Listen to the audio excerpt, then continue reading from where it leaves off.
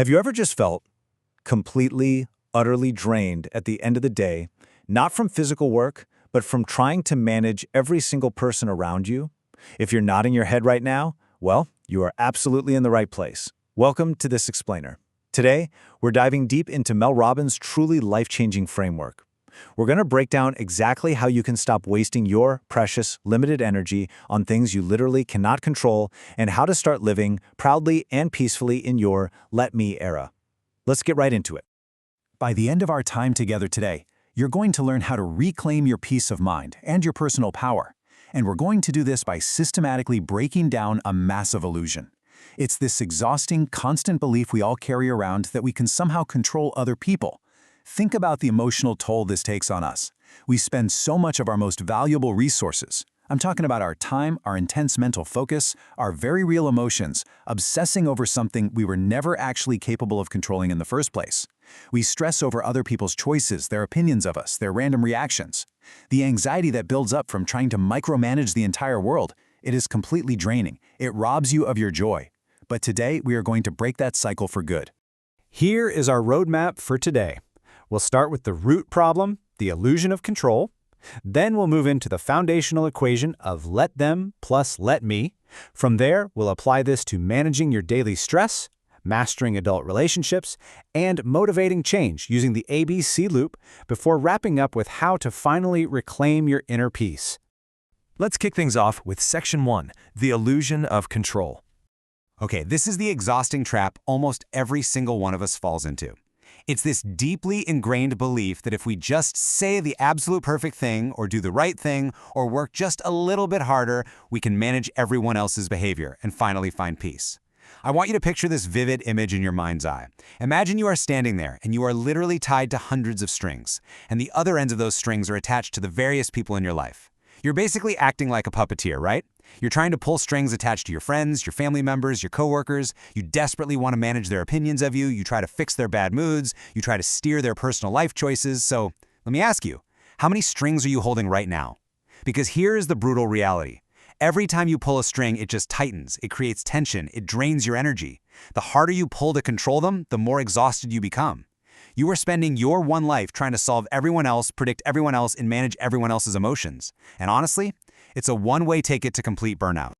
Moving on to Section 2. This is where we break down the core equation. Let them plus let me. Now, I want to be super clear about something. This core wisdom, it isn't just some fleeting internet trend or a cheap mindset hack. It vividly and deeply correlates with ancient philosophies that have survived for millennia. If you study Stoicism or Buddhism or look into psychological concepts like detachment theory and radical acceptance, you're going to recognize these core truths immediately. Take Stoicism, for example. The Stoics taught the absolute dichotomy of control. You must focus fiercely on what is in your power and become entirely indifferent to what is not. Mel Robbins has essentially taken these profound, centuries-old teachings and transformed them into a highly practical, everyday tool for our modern chaotic world. It's about recognizing a fundamental law of human nature. No matter how hard you try, you simply cannot control what other people say, think, or do. So here is the crucial balance, the true equation that makes this whole thing work. And this balance is everything. On the left side, we have let them. This is the act of releasing the illusion of control. If someone disagrees with you, let them. If they make a choice you absolutely wouldn't make, let them. If they are inexplicably angry, let them. It's literally like unlocking a cage for someone else so they can just be exactly who they are without you hovering over them. But, and this is a massive but, let them is only the first half of the equation. If you only do that, it just turns into passive withdrawal or apathy. You might just become a doormat.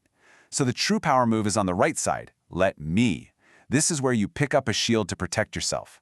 Let them have their wild opinion, sure, but let me choose how I gracefully respond. Let them be angry in the corner, but let me protect my peace and just walk away from the drama. You reclaim your personal power by taking absolute, unwavering responsibility for your own actions, your own agency, and setting firm, healthy boundaries.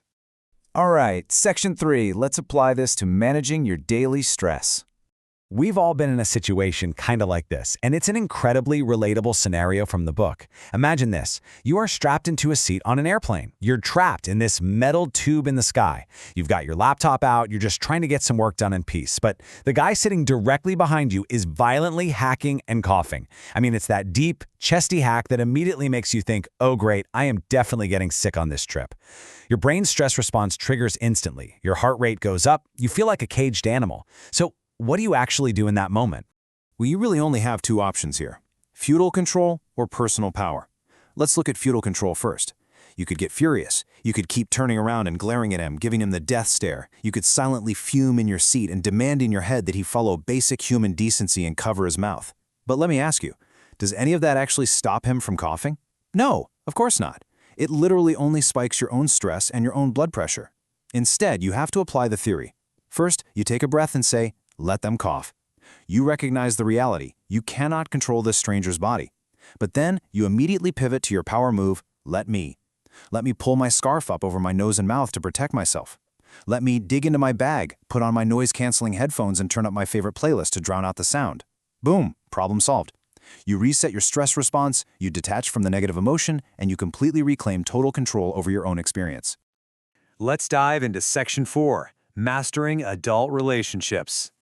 Adult friendships are uniquely complex, aren't they? They aren't like when we were kids. They are built on three main pillars: proximity, timing, and energy. When we're younger, proximity, just being in the same school or the same neighborhood, does a huge amount of the heavy lifting. But as adults, our timing and our energy levels shift drastically and constantly. Maybe a really close friend just had a new baby, or maybe you just took a super demanding promotion at work that eats up your weekends. The timing shifted, the energy changed, and that is okay. The let them theory teaches us to radically accept when these pillars naturally weaken and a friendship starts to fade. Instead of forcing it, instead of pulling those puppeteer strings or constantly stressing out about managing what your friends expect of you, you simply let them fade. It's natural. And by doing so, you free up this massive reserve of your own energy to consciously choose and nurture the love and friendships that you actually deserve, right now in this current season of your life. Now, this concept becomes absolutely vital when someone you deeply love is struggling. Our immediate human instinct is to grab the steering wheel. We want to swoop in and save them from their pain. But here's the profound wisdom you have to grasp. The more you rescue someone, the more they sink. By doing everything for them, you unintentionally teach them that they are helpless, and you completely exhaust yourself in the process. Instead, you must carefully offer conditional support. Think of it like this. You hold the lantern to light their path, but you absolutely do not climb the mountain for them. You have to let them experience the natural consequences of their own choices. Your focus needs to shift to asking them what they need from you, rather than lecturing them or barking orders about what they should do. You let them lead their own recovery, and you declare, let me be a supportive but fiercely boundaries-driven presence in your life. This brings us to Section 5, Motivating Change Using the ABC Loop. So how do you actually motivate someone to change if you aren't supposed to control them? Mel Robbins provides this highly practical three-step framework that is an absolute game changer. It's called the ABC Loop. Step A is apologize and ask. Let's say you've been nagging someone you care about. Maybe it's your spouse about their health, or a kid about their grades. You start by literally apologizing for your judgment. You say, I'm sorry I've been on your case so much. This instantly diffuses the tension. Then you ask an open-ended question. What do you actually want to do about this? Step B is back off. This is the hardest part. You stop hovering. You don't correct them. You just step back, create space, and let them observe their own situation and behavior. And finally, step C is celebrate. The moment you see them take a positive step, you celebrate that progress, all while continuing to model healthy, positive change in your own life. Now, the absolute best environment to implement this ABC loop is during a psychological concept called forward ambulation. Think about being in a moving car. Picture two people sitting side by side, both looking forward out the windshield. Because you aren't sitting across a table, staring each other down eye to eye, it instantly feels way less confrontational. The physical movement of the car and the act of looking ahead actually lowers neurological tension in the brain. It quite literally opens up their thinking. So you're driving. You apologize for nagging, you ask what they want to do, and then you just look out the window. You let them think. You are creating literal and figurative space, handing them back the reins so they can finally make their own choices. Which leads us to our final core section. Section 6. Reclaiming your inner peace. Let's synthesize all of this. There are three great applications of this theory across your entire life. First, when the target is people, your action is simply to let them be exactly who they are. And the result? You finally, at long last, reclaim all that wasted energy. Second, when the target is problems, specifically massive problems entirely out of your control, your action is to stop fighting reality.